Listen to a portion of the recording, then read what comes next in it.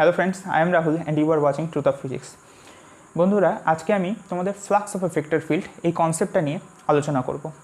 তো ভিডিওটা শুরু করার আগেই আমি তোমাদের কিছু কথা বলে নিতে চাই। সেটা হলো যে তোমরা যারা ক্লাস 12-এর স্টুডেন্ট আছো তাদের জন্যই মূলত এই ভিডিওটা, কিন্তু তোমরা যারা ক্লাস 11-এর স্টুডেন্ট আছো তারাও যদি ইন্টারেস্টেড থাকো তোমরা ওই ভিডিওটা দেখতে পারো, খুব সহজভাবেই বুঝতে পারবে। আমি একদম সরলীকৃতভাবে একদম বেস থেকে জিনিসটা বোঝাবো, তোমরা সবাই বুঝতে পারবা, কারণ তোমাদের ক্লাস 12-এ উঠলে তো এই জিনিসটা পড়তেই লাগবে। খুবই ইম্পর্ট্যান্ট একটা বিষয়, flux of a vector field. তো এটা তোমাদের কম্পিটিটিভ এক্সামেও এই কনসেপ্টের উপরে অনেক অঙ্ক থাকে, তার জন্য এটা ইম্পর্ট্যান্ট। তোমাদের ফিজিক্সের কনসেপ্টগুলো ক্লিয়ার রাখার জন্য ইলেকট্রোস্ট্যাটিক্স এবং ম্যাগনেটোস্ট্যাটিক্স অর্থাৎ স্থির তড়িৎ এবং চুম্বকত্ব যে তোমাদের ক্লাস 12-এর চ্যাপ্টার আছে তার জন্য খুব ইম্পর্ট্যান্ট, এবং পরবর্তীতেও তোমাদের এই কনসেপ্টটা কিন্তু খুবই কাজে লাগবে। তাই ভিডিওটা তোমরা শেষ পর্যন্ত খুব অ্যাটেন্টিভলি দেখো, আর কোথাও যদি কোনো অসুবিধা থাকে বুঝতে, কোনো ডাউট যদি কোনো কনসেপ্টে থাকে, তাহলে সেটা তোমরা আমাকে কমেন্টে জানাতে পারো, আমি সেটা অবশ্যই সলভ করার চেষ্টা করব। আর আরেকটা কথা বলতে চাই যে অনেক উত্তর থাকে যেগুলো আমি কমেন্টে বলতে পারি না, কারণ অনেক বড় হয়ে যায় এক্সপ্লেনেশনটা। তো তার জন্য তোমরা এই ভিডিওর ডেসক্রিপশানে যে ফেসবুক পেজের লিঙ্ক আছে সেখানটায় গিয়ে তোমরা ফেসবুকে আমাকে ফলো করে নিবা, আর সেখানটায় মেসেজও তোমরা করতে পারো। সেখানটায় যে মেসেজ বাটন আছে সেখান থেকে তোমরা আমার সাথে কানেক্ট হতে পারো। আর তাছাড়া তোমরা ইমেলের মাধ্যমেও আমার সাথে কানেক্ট হতে পারো। ইমেল আইডি চ্যানেলে অ্যাবাউট সেকশানে আমার ইমেল আইডি দেওয়া আছে। আর ক্লাস 12-এ এই জিনিসটা কোথায় লাগে সেটা একটা ওভারভিউ আমি বলছি। যেমন ক্লাস 12-এ যে গাউসের ল আছে, গাউসের যে ল আছে সেটা কি বলে, E.dA এইটা ইকুয়াল টু Q/ε0, রাইট? তার মানে এই জিনিসটা যে এখানটায় আছে E.dA, integration E.dA, close integration E.dA, এই জিনিসটাকেই বলা হয় আসলে ফ্লাক্স। তো এটার গুরুত্বটা তোমরা বুঝতেই পারছো যে গসেস লয়ের যে এই জিনিসটা আছে এই গোটাটাই হচ্ছে ফ্লাক্স। ওই জন্য অনেক বইয়ে ফ্লাক্স দিয়েও গসেস লয়ের ডেফিনেশনটা দেওয়া থাকে, বিবৃতিটা দেওয়া থাকে। তো এই জিনিসটা আজকে আমরা বুঝবো। তো flux of a vector field, তো flux of a vector field বোঝার আগে আমাদের ভেক্টর ফিল্ড এই জিনিসটা ভালো করে বুঝতে লাগবে। সাপোজ আমাদের কাছে একটা রিজিয়ন অফ স্পেস আছে, একটা ফাঁকা জায়গা আছে, ঠিক আছে, শূন্যস্থানে। তো সেখানটা ধরে নাও যে জল প্রবাহিত হচ্ছে, ঠিক আছে, জল বা কোনো তরল প্রবাহিত হচ্ছে একটা নির্দিষ্ট দিকে, ঠিক আছে। এইবার তার মানে কি, জলের প্রতিটা যে কণা আছে এই অঞ্চলটার মধ্যে তাদের একটা নির্দিষ্ট ভেলোসিটি আছে। প্রতিটা যে কণা আছে এগুলোর নির্দিষ্ট ভেলোসিটি আছে, সে একই হোক বা আলাদা হোক, ভেলোসিটি তো আছেই। আমরা জানি ভেলোসিটি কি, একটা ভেক্টর। তার মানে এখানটায় আমরা বলতে পারি যে এই যে রিজিয়নটা আছে, এই যে জায়গাটা আছে, এইখানকার প্রতিটা বিন্দুর মধ্যে, প্রতিটা জায়গাটার প্রতিটা বিন্দুর মধ্যে, প্রতিটা কণার মধ্যে একটা ভেক্টর সংযোজিত আছে, মানে ভেক্টরের সাথে সম্পর্ক আছে প্রতিটা কণার। সেই ভেক্টরটা কি এখানটায়, অবশ্যই ভেলোসিটি। তার মানে আমরা বলবো যে এই রিজিয়নটার মধ্যে, এই জায়গাটার মধ্যে একটা ভেক্টর ফিল্ড এক্সিস্ট করছে, ভেক্টর ফিল্ড আছে, সেটা হচ্ছে ভেলোসিটি এখানে। তো এইটাই হচ্ছে ভেক্টর ফিল্ডের কনসেপ্ট। এইবার আমরা দেখব flux of a vector field. Flux এই শব্দটা এসেছে একটা ল্যাটিন শব্দ থেকে, যার অর্থ হলো টু ফ্লো। এবার flux of a vector field মানে হলো, সাপোজ আমরা একটু আগে যে আলোচনা করলাম যে একটা তরল মুভ করছে বা জল মুভ করছে একটা রিজিয়নের মধ্য দিয়ে, তাহলে সেই কেসটাকে আমরা এখানটায় নিব। আর পরবর্তীতে যখন আমি গসেস ল যখন চ্যাপ্টারটা পড়াবো, তখন আমি গসেস লয়ের ক্ষেত্রে ফ্লাক্স কী হয় সেই জিনিসটা, মানে ইলেকট্রিক ফিল্ডের ক্ষেত্রে ফ্লাক্স কী হয় সেটা আমরা আলোচনা করব। আজকে আমি তরলের প্রবাহী তরলের ক্ষেত্রে, অর্থাৎ ভেলোসিটি ভেক্টর ফিল্ডের ক্ষেত্রে ফ্লাক্স কীরকম হয় সেটা নিয়ে আলোচনা করব। তো এটাই মেন কনসেপ্ট, বেসিক কনসেপ্ট। তো ফাইকে ডিফাইন করা হয়, সাপোজ আমরা এই তরলটা যে মুভ করছে রিজিয়নটার মধ্যে, এখানটায় একটা সারফেস রাখলাম এরকম ধরনের, লম্বভাবে একটা সারফেস এখানটা প্রবেশ করালাম এই রিজিয়নটার মধ্যে। মানে একটা তারকে আমরা বর্গক্ষেত্র আকার দিলাম, তারকে এইভাবে মুড়িয়ে একটা বর্গক্ষেত্র শেপ আনলাম। শেপ এনে এখানটা যদি রেখে দিই লম্বভাবে, আমরা জল এইভাবে ফ্লো করছে, আর আমরা এখানটায় যদি সেই সারফেসটাকে রেখে দিই, তাহলে জল স্বাভাবিকভাবেই ফ্লো করবে তার ভেতর দিক দিয়ে, তারের কুণ্ডলিটার ভেতর দিক দিয়ে। এইবার সাপোজ সারফেসটার যে এরিয়া আছে সেটা হচ্ছে এ, আর তরল প্রবাহিত হচ্ছে ভি ভেলোসিটিতে। তাহলে এই কেসে যখন আমরা সারফেসটাকে লম্বভাবে প্রবেশ করাবো, তখন আমাদের যে ফ্লাক্স হবে সেটার যে মান হবে সেটা হবে ভি এ, সেটার মান হবে ভি এ। অর্থাৎ এখান থেকে আমরা সহজভাবে দুইটা জিনিস বুঝতে পারছি, ফ্লাক্সের মেইন দুটা ডেফিনেশন। সেটা হচ্ছে ভি এ মানে কি, ভি মানে সরণ বাই সময়। তাহলে সরণ বাই সময়, সরণ বাই সময়, তার মানে সরণ ইন্টু এরিয়া বাই সময়। তার মানে একক সময়ে তোমরা ভালো করে বুঝতে পারছো, একক সময়ে কতটা পরিমাণ তরল পাস করছে এই সারফেসটা দিয়ে, সেটাই হচ্ছে আমাদের ফাই। আর একটা এটা হচ্ছে আমাদের 1 নাম্বার, যেটা শুধুমাত্র এই ভেলোসিটি ফিল্ড যেটা আছে, ভেলোসিটি ভেক্টর ফিল্ড, সেটার ক্ষেত্রেই এই জিনিসটা, এই কনসেপ্টটা লাগবে। আর একটা যে জেনারেল কনসেপ্ট আছে flux of a vector field, general concept, সেই কনসেপ্টের যে ডেফিনেশন আছে, সেই কনসেপ্টে যে ফ্লাক্সের ডেফিনেশন আছে সেটাও আমরা এখান থেকে পাবো। সেটা কি, ভি মানে এই যে ভেক্টরটা, ভি মানে তো একটা ভেক্টর, মানে একটা ভেক্টর লাইন, এই যে ভেক্টর ফিল্ড, তার মানে ভি ইন্টু এ। তার মানে কি ব্যাপারটা, এই এ ক্ষেত্রফলের মধ্যে কতগুলো এরকম ভি ভেক্টর কতগুলো পাস করছে, মানে number of field lines passing or penetrating a surface in the region of the vector field. মানে মোট কতগুলো তোমাদের পরিমাণ, কতগুলো ফিল্ড লাইন একটা সারফেসের মধ্য দিয়ে পাস করছে, সেটাই হলো আমাদের ফ্লাক্সের পরিমাপ। এইবার আমরা আরও ধীরে ধীরে অগ্রসর হব নেক্সট কেসেসগুলির দিকে, তাহলে তোমরা আরও ভালো করে ব্যাপারটা বুঝতে পারবা। তাহলে আমরা বুঝতে পারলাম যে ফ্লাক্সটা আসলে কি। Flux is a measure of number of field lines passing through the loop or passing through a surface. তাহলে এবার আমরা আরেকটা কেস নিই, যে এই যে সারফেসটা ছিল, এই যে লুপটা ছিল, এটাকে আমরা এইভাবে বাঁকিয়ে এইরকম আকারে রেখেছি। তো এটা তোমরা হয়তো বুঝতে পারছো যে কীরকম রাখছি, এইভাবে রাখছি, এই জিনিসটাকে এরকমভাবে রাখা হলো, ঠিক আছে। তাহলে এইবার এইখান দিয়ে ফিল্ড লাইন্স প্রবেশ করবে, তো সেটা আমি দেখাচ্ছি না, সেটা তোমরা ইমাজিন করে নাও। তাহলে এখান দিয়ে যদি ফিল্ড লাইন্স প্রবেশ করে, তাহলে এই ক্ষেত্রফলের মধ্য দিয়ে এখন নেট কতগুলো ফিল্ড লাইন পাস করবে। তো তোমরা হয়তো বুঝতেই পারছো যে এইবার কিন্তু এই অ্যামাউন্টটা আর ভি এ থাকবে না, কারণ এইখানটায় এফেক্টিভ যে এরিয়া আছে সেইটা কিন্তু আর এ না। মানে তোমরা আরেকভাবে এটাকে চিন্তা করতে পারো যে এই এ ক্ষেত্রফলের মধ্যে দিয়ে যতগুলো ফিল্ড লাইন প্রবেশ করবে, এই এ ক্ষেত্রফলের মধ্যে দিয়ে যতগুলো ফিল্ড লাইন্স প্রবেশ করবে, এই যে এই সারফেসটা যে আছে, এই সারফেসের মধ্যে দিয়েও ঠিক ততগুলোই ফিল্ড লাইন্স বাইরে বেরোবে। মানে এই দুটো কি নাম্বারটা ইকুয়াল, এই দুটো সংখ্যাটা ইকুয়াল। তার মানে এফেক্টিভ এরিয়াটা এখানটার এ নেই, এই যে ঢাল যে এরিয়াটা আছে এই এটা আর নেই। এখন এফেক্টিভ এরিয়াটা, অর্থাৎ যার সাথে আমরা ভিটাকে গুণ করে ফাইটাকে পাবো, ফ্লাক্সটাকে পাবো, সেইটা এখন কিন্তু এই এরিয়াটা, কারণ এই এরিয়াটা এখন লম্ব এইটার মতো, আগেরটার মতো। তো তুলনা করো, তোমরা বুঝতে পারবা। তাহলে এইবার আমাদের ফ্লাক্সটা কী হবে, স্বাভাবিকভাবেই ফাই ইকুয়ালস টু হয়ে যাবে আমাদের এই এরিয়াটা। এবার এই এরিয়াটা কি, সাপোজ এই অ্যাঙ্গেলটা হচ্ছে থিটা, অর্থাৎ এই সারফেসটা উল্লম্বর সাথে থিটা অ্যাঙ্গেল করে আনত আছে। তাহলে এইটা কি হয়ে যাবে, এটার প্রজেকশনটা হবে, মানে ছায়াটা হবে, তাহলে এ কস থিটা হবে। তাহলে এইখানটা এফেক্টিভ যে এরিয়াটা আছে এ কস থিটা, তাহলে এ কস থিটা ইন্টু ভি, এইটা হবে এইখানটায় আমাদের ফ্লাক্সের পরিমাণ। এইভাবে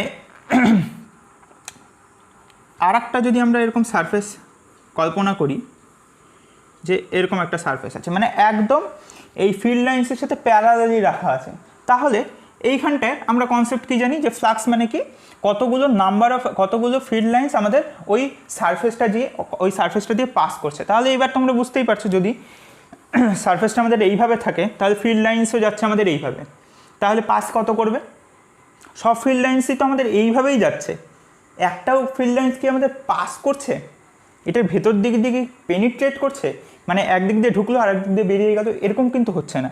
সবগুলোর প্যারালাল যাচ্ছে, যেগুলো হচ্ছে প্যারালাল, আর যেগুলো উপর নিচে ওগুলো তো এটাকে টাচই করছে না। তার মানে এখানটায় এই যে passing, number of field lines passing through the loop, এরকম ফিল্ড লাইন্স আমাদের জিরো, কোনো ফিল্ড লাইন্সেরই পাস করছে না পুরোপুরি। সেই জন্য এইখানটায় আমাদের ফ্লাক্সটা জিরো হবে। এটা আমরা কনসেপ্টের থেকে বুঝলাম। এবার দেখি এই সূত্রটা দিয়ে দেখি হয় নাকি।